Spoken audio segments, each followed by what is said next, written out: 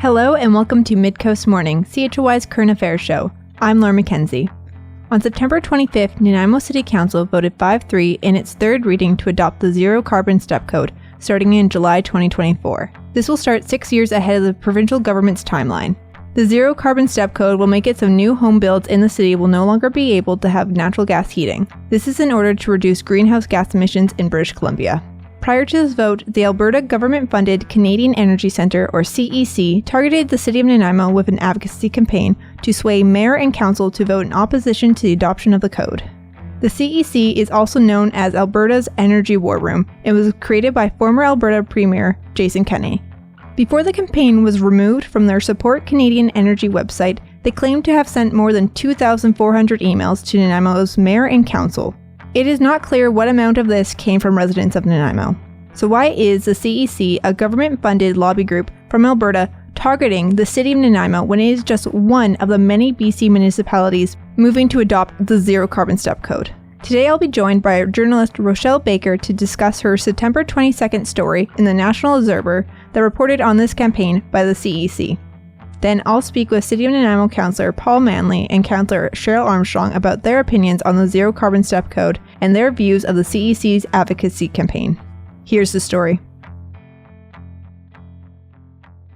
Well, welcome to Midcoast Morning. My first question for you is just to introduce yourself and where you're writing right now. Rochelle Baker. I'm the LJI reporter for Canada's National Observer. We're a climate-focused paper, but I do my stories around the Vancouver Island, North Island region, and I'm based on Quadra Island. And so on September 22nd of this year, the Canadian Observer published a story you wrote about the Alberta's Energy War Room targeting the City of Nanaimo for moving to adopt the Zero Carbon Step Code in 2024, 6 years ahead of schedule. Can you explain what happened with this? Well, essentially, the CEC has launched a campaign against Nanaimo, the CEC being the Alberta government's Canadian Energy Centre, which dubbed Alberta's War Room to protect and promote oil and gas. And the Nanaimo government essentially made a decision, I believe in August, to craft bylaws in order to accelerate the BC government's step code process, which essentially is the BC step code process is the BC's government changes to the building code, thresholds for building codes, to bring them to net zero, all new buildings to net zero by 2030.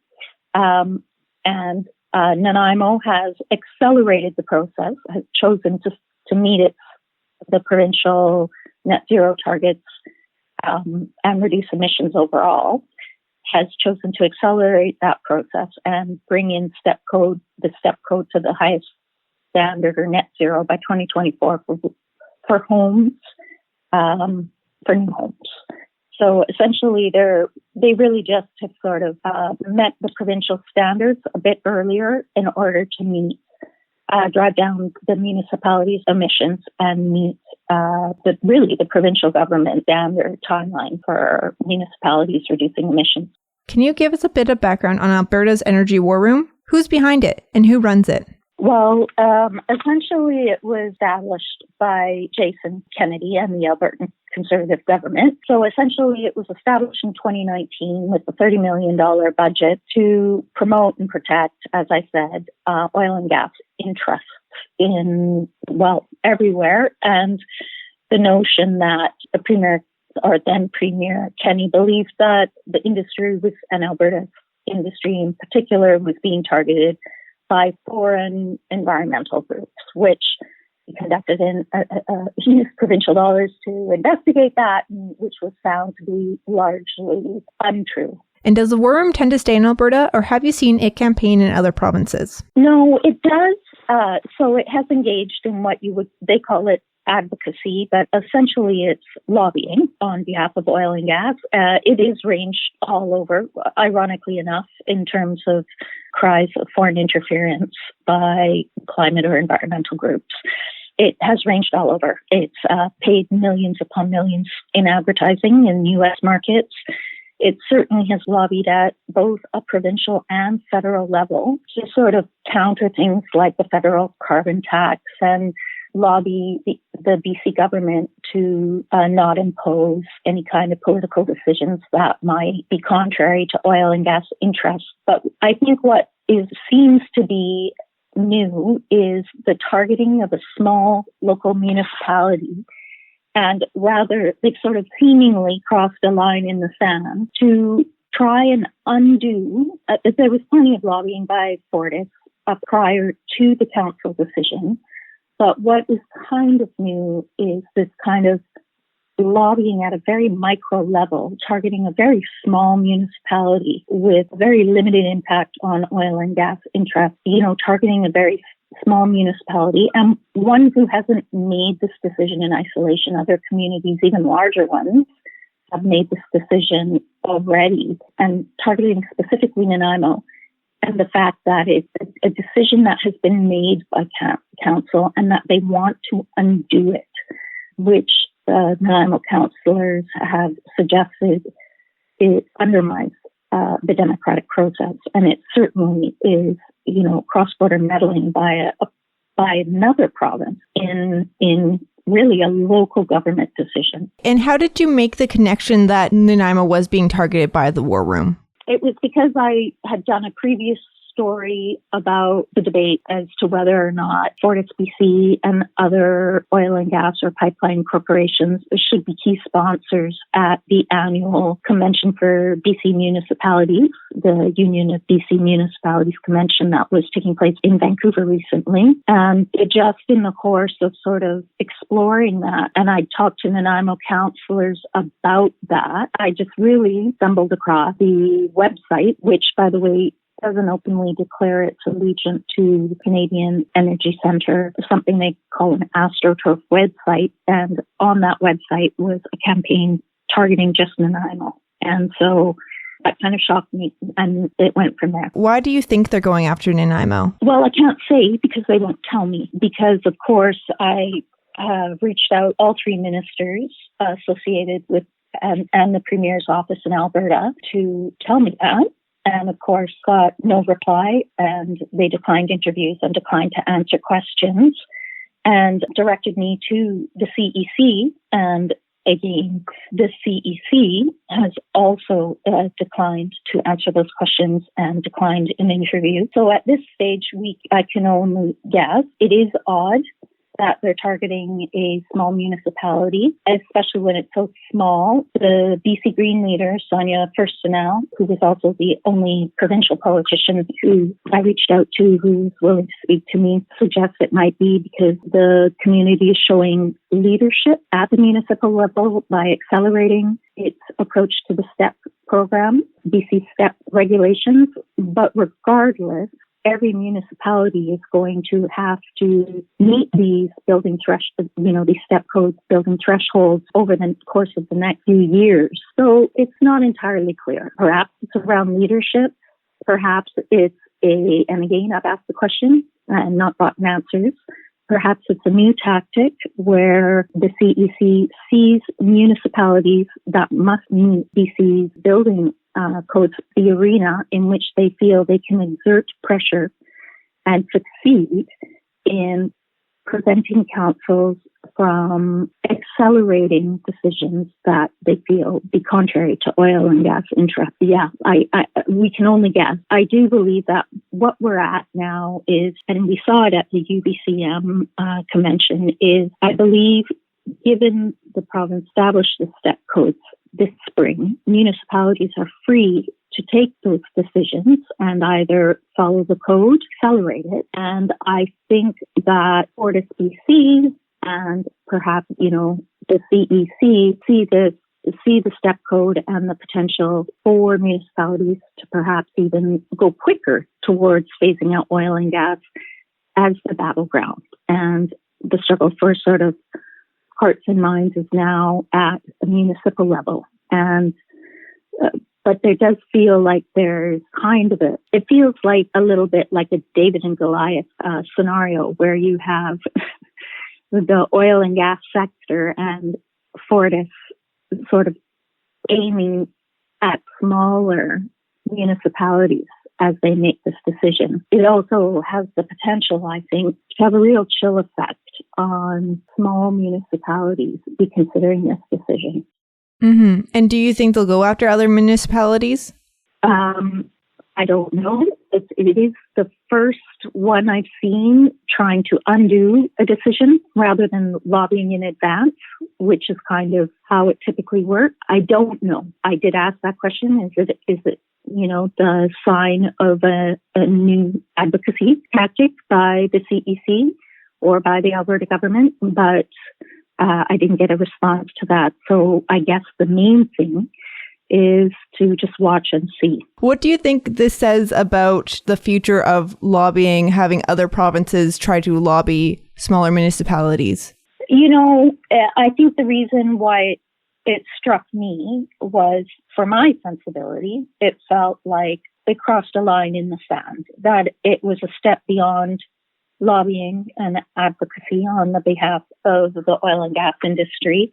It felt like it was leaning towards more political interference by an outside province and meddling with the independence of local municipalities to make decisions. Another reason why perhaps they targeted Nanaimo is because right now the bylaws have yet to be crafted, which is the final step in the process, and the decision was tight. It was 5-4 in favor of it.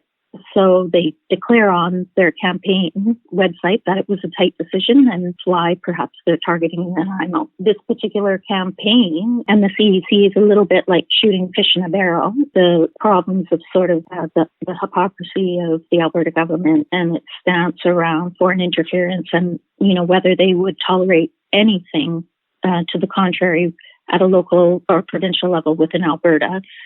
I think the other reason why it's a big story is the lack of accountability of the CEC and the lack of transparency, because you can't, given that the CEC is a private corporation in Alberta, you can't FOI any of the information. And of course, the Alberta government and the CEC, which is a publicly funded agency with $30 million in public tax dollars, don't feel the need to respond to questions.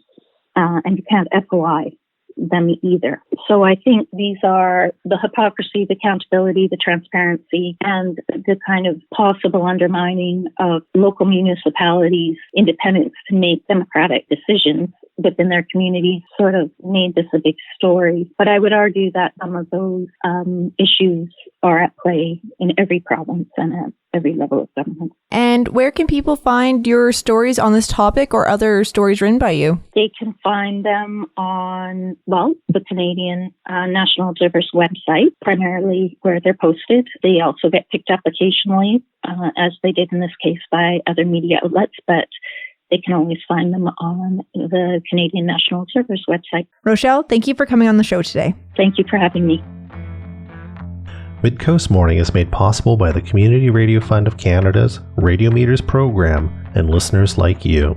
Support Midcoast Morning and CHOI's nonprofit newsroom today by becoming a sustaining donor at choi.ca/donate.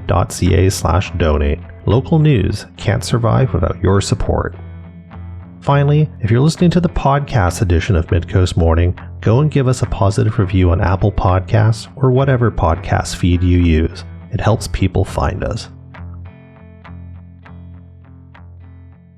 Hi, Paul. Thank you for joining me on Midcoast Morning today. My first question for you is just what's your name and your title? My name's Paul Manley. I'm the City Councillor with the City of Nanaimo. On October 28th, City Council voted in favor of adopting the Zero Carbon Step Code for 2024. How will this affect residents in Nanaimo and new homeowners? Well, it's going to be a very small effect overall. For new homeowners, about 75% of the new homes in Nanaimo are already in compliance with this new Zero Carbon Step Code.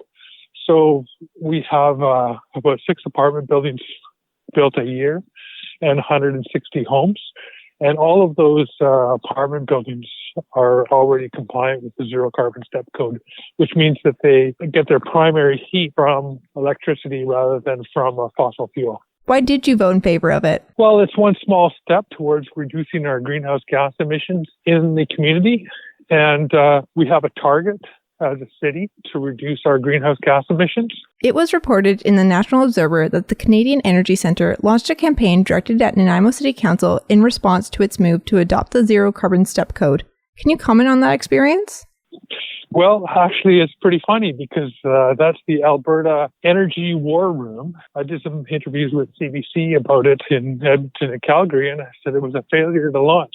It's a pretty poor strategy when they started sending emails today for a vote that occurred 2 days ago. And honestly, what is it to the province of Alberta, which puts $30 million a year into this energy war room? What is it there? How is it their business to be interfering at the municipal level here in British Columbia? We expect to be able to make decisions, political decisions at the municipal level here in BC without interference from the province of British Columbia. So it's kind of outrageous that the province of Alberta thinks that they should be sticking their nose into our business. The Canadian Energy email campaign reportedly flooded mayor and council inboxes. Were you able to tell if the majority came from residents of the city of Nanaimo? So far, the emails that we've received only have a name on them. So they don't have a postal code or an address. So it's impossible to know without replying to the email and asking them to send their address and postal code. Because I'm interested in hearing from constituents rather than, hearing from people elsewhere about what we're doing in our municipality. Why do you think the CEC would do this? Well, that's a good question. We were the 10th municipality to implement the Zero Carbon Step Code. The province of British Columbia opened this up to municipalities this spring. Prior to that, only Vancouver had done this because they have their own community charter. And so they implemented a Zero Carbon Step Code starting in January of 2022. But why are they doing it? That's a really good question. I think seeing that maybe the dominoes are falling, provincial governments and the federal government talk a good game about climate change. But here, the provincial government has poured billions of dollars in subsidies to multinational corporations to build Coastal GasLink, LNG facilities for 5 foreign multinationals. So they're talking about climate change and reducing greenhouse gas emissions at the same time as building, or allowing for the build and approving and providing subsidies to what will be the single largest source of greenhouse gases in the province, which is LNG Canada, which is nothing Canadian about it. The municipalities are the ones that are actually taking these steps now because we're allowed to. And I guess the energy industry feels threatened by that. On the campaign website that has since been taken down, they state that banning natural gas in new homes makes heating more expensive and less reliable for ordinary people. What are your comments on this? Nonsense. That's absolute nonsense. There was a study done by industry and government that was redacted by Fortis BC. And in that study, it said that electric heat pumps are 6 to 8 times more efficient than gas furnaces. And then you also have the ability of cooling your house in the summertime with a heat pump. So you don't have to install air conditioning as well. And I've installed 2 heat pumps over the last 18 years. I've done 3 home energy retrofits. The first one was 18 years ago. I installed a heat pump. They're highly efficient units. The new heat pump I just installed last year on my home that I've made a zero carbon home at minus 25 or minus 30. I can't remember. I have to go look at the specs for it again, but it works at temperatures well below what we normally see here in Nanaimo. And it's cost me, about as much as running a gas furnace, if not less. Thank you for your time, Paul. All right. Thanks. Take care. Following my interview with Paul, I spoke with Counsellor Sheryl Armstrong, who voted against the code. So welcome to Mid-Coast Morning. First, I'd like you to introduce yourself. What is your name and title? Sheryl Armstrong, City Councillor, Nanaimo, BC. On August 28th, City Council voted in favor 5-3 of adopting the Zero Carbon Step Code for 2024. In your view, how will this affect residents in Nanaimo and new homeowners? One of my concerns is the cost, obviously. It's going to make a big difference for some of them. When you're dealing with the higher cost homes, a lot of them would have been putting in heat pumps either, but I'm worried about the speculation homes where it'll go to baseboard heating, which we all know is really expensive. And that's what most people are switching from, is from baseboard to natural gas. So, I heard a lot from the citizens of Nanaimo. They were very concerned about that. So that's one of my concerns. One of the other concerns I looked at when I was looking at all this and doing the research is that when you look at what's going on with Fortis, they're doing a lot of investment in renewable energy. And is that going to stop it? The RNG, like, I find it ironic that they just got a big award at the UBCM for their RNG project in Metro Vancouver, yet we're saying it's not good enough. So, I struggle with that. Mm-hmm. And are those the main reasons why you voted in opposition of it? No, they're not. One of the other reasons I voted in opposition is I don't believe BC Hydro has the power to bring it all. I don't think they have the supply, and that's, I think, one of the reasons why the government waited before they mandated it, is I don't believe the supply is there. I'm also very concerned in that when we have blackouts, as a former RCMP officer, I was involved in many natural disasters, and the first thing that goes is electricity. So, with natural gas, if you've got the proper setup, you can still run your gas. So what happens if you don't? What's your backup? And, I heard from some people that there's a lot of people buying generators now. And what do they run on but diesel? So that's one of the concerns as well. And just the fact that I heard from so many Nanaimoites that they really were opposed to this. So that's another reason as well. You touched on RNG. Can you explain to me what you mean by that? Well, BC Fortis is investing in what they call renewable natural gas, but that won't be able to qualify here in Nanaimo. So that's a big concern I have. So why would Fortis continue to try and find alternative, forms to natural gas as it is now? So that is concern. And the other thing too is, like, people forget about all the jobs that are going to be lost. There's a lot of people employed in this industry. And that's what we heard from some of the delegations. And from your perspective, what can local governments like the City of Nanaimo do in the area of climate action? Well, for me, I believe most of it belongs to, the environment belongs to the province, right? This is one of the only times, and I've been on council this is my start of my third term, 2.5 terms, where the environment was left to the discretion of the municipality. So that's concerning, and I don't know if all the information's been shared around what is the capability of BC Hydro. We did see Premier Eby come out and say that they're looking for alternative measures to get more hydro. So I don't know. And I take a look at what's going on in Northwest Territories, where they don't have enough water to run some of their dams. So, and again, it's a catch-22 situation, right? Because climate change, it definitely has impacted, water levels. So we need to, I don't think we can put all our eggs in one basket. I think that we do need to move away from fossil fuels, but it can't be done overnight. And I look at what's happening in Germany, where they've taken down their wind turbines and they're going back to coal because they don't have the energy. And that's extremely concerning. I just read the Chinese minister's comments that he's going to be making at the big climate summit, where he says, we can't move so fast away from fossil fuels. It's not going to happen.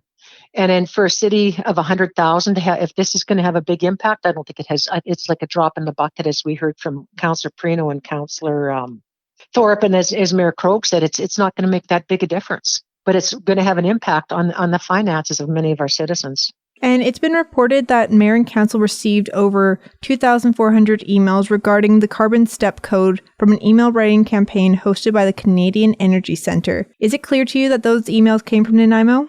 No, yes. There's a big misconception, and I know that there's going to be some clarification coming out. What happened was a Nanaimo businessman reached out to them to get sample letters of how we should do that. Then those sample letters came from them, but they went out to all Nanaimo residents. And we had 535 letters come to us between Thursday and the vote on Monday. And the majority of those that I saw were from Nanaimo residents. And I think it's also really important to note that a lot of times when we get those that were for the ban, a lot of them weren't from Nanaimo either. There was a lot from outside the province, other countries, some from inside the province. So this is a thing that's polarized both sides of the issue. But we are getting some today that are coming from the Energy Centre. That's a different group, like a different set. But the ones that I saw on Thursday, Friday next week, and mostly were Nanaimo residents. And I get stopped in the mall when I'm out. We're opposed to this. We're opposed to this. Mm-hmm. And how did you know they came from Nanaimo residents? Because I recognized a lot of the names. Yeah, between a lot of us, we knew they were Nanaimo residents, right? Earlier, I spoke with Counsellor Paul Manley about the Canadian Energy Centre's campaign directed at Nanaimo City Council around the Zero Carbon Step Code. He told me he thought the campaign was a poor strategy. How do you feel about an oil and gas lobby group from a different province targeting Nanaimo? Well, I would have asked him, what's the difference between when we get climate activist groups targeting us from other provinces? It's happening, right? It doesn't matter where you live. When you take a look at the emails that we got to support, like I said, they were coming from different provinces, local residents as well. It's something you have to look at as a councillor, like you weigh in, like where they're coming from, what's the impact? I mean, and if like people saying, well, climate affects everybody, then why wouldn't we look at interest from all over the place? I mean, I don't take that into account the same way others do. I look at what do the residents of Nanaimo want? And like I said, I heard loud and clear from a lot of them that they felt that this was pushing it too fast and they would like the time to adopt, which is what the province gave them, right? Like we pushed this ahead by 6 years. So it's not giving businesses the chance to like, where are some of these people that are going to lose their jobs, where are they going to transition to, et cetera. Thank you for coming on. Thank you very much for reaching out and hearing my perspective. I greatly appreciate it. That's our story for the day. Thank you to Rochelle Baker, Paul Manley, and Sheryl Armstrong for joining me today. I'm Lauren McKenzie, host and producer of Midcoast Morning. Jesse Woodward is our executive producer, and Aubrey Frew is our technical advisor. You can sign up for CHOY's newsletter at choi.ca/subscribe for updates from our news department and more. Our theme song is First One by local Nanaimo band, Waste Management. You can find more of their music on their Bandcamp. Support local artists by buying their music. If you have a story you would like us to cover, email us at news@choy.ca. Midcoast Morning would not be possible without the funding of the Community Radio Fund of Canada's Radio Meters program and listeners like you. Midcoast Morning is a project of CHOY's nonprofit newsroom. Support nonprofit journalism in Nanaimo and on the Salish Sea today by becoming a monthly sustaining donor at $5 or more per month. Support the program at choi.ca/donate. If you're already a supporter, record a voice memo telling others where you're listening from and why they too should support our work. After you're done, you can email it to us. Also, share the podcast with your friends. While Meta is blocking Canadian users from sharing news content on their Facebook feeds, you can still share our podcast directly with your friends via Facebook or Instagram Messenger. Finally, this program acknowledges and gives thanks to the Nanaimo First Nation as we broadcast and podcast from their traditional territory. Thanks for listening.